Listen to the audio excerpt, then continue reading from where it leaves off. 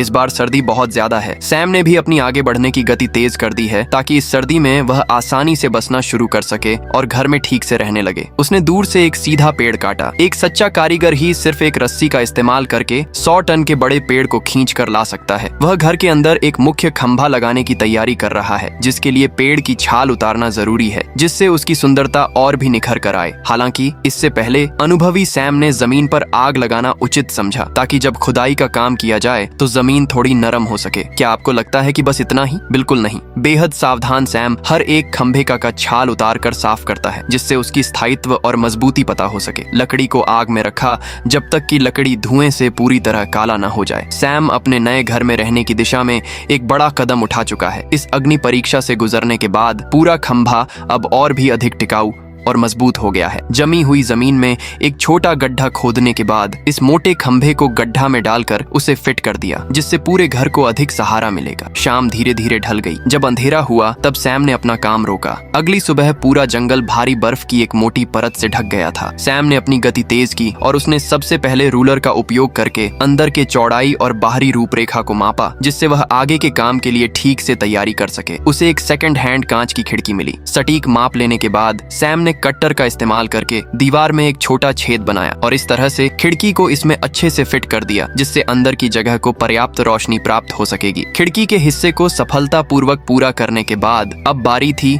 सामने की दीवार को सही जगह पर लगाने की। सैम ने शेष बचे हुए लकड़ी को आवश्यकता अनुसार आकार के हिसाब से लंबाई में काटा और फिर उन्हें एक एक करके ऊपर की ओर व्यवस्थित रूप से लगाता गया। यहाँ लकड़ी पर्याप्त मात्रा में उपलब्ध है और सबसे अच्छी बात यह है कि इसे एक भी लकड़ी पैसे देकर खरीदना नहीं पड़ा, जिससे सैम को इन्हें खुलकर इस्तेमाल करने की पूरी आजादी मिलती है। इस तरह वह अपने निर्माण कार्य को बिना किसी रोक टोक और बिना किसी अतिरिक्त लागत के जारी रख सकता है। अब तो पूरा आश्रय घर जैसा लग रहा है, केवल अंदर का फर्श थोड़ा खुरदुरा दिख रहा है। सैम ने जमीन को फिर से अच्छी तरह साफ किया। जब वह बाहर आया तो दरवाजे पर पहले से ही बहुत सारी जमी हुई बर्फ थी। यहाँ का मौसम रोते हुए बच्चे जैसा है, कभी भी बिगड़ जाता है। फिर वह कुछ सीधे लकड़ी के लट्ठे काटने के लिए दूर गया और उन्हें आग में पूरी तरह काला कर दिया। उसने उन लट्ठों को इस तरह से काला कर दिया कि वे पूरी तरह से काले रंग के हो गए, ताकि उनका उपयोग किया जा सके। इन्हें जमीन पर चूल्हे का आधार बनाने के लिए इस्तेमाल किया जा सकता है। लेवल से मापने के बाद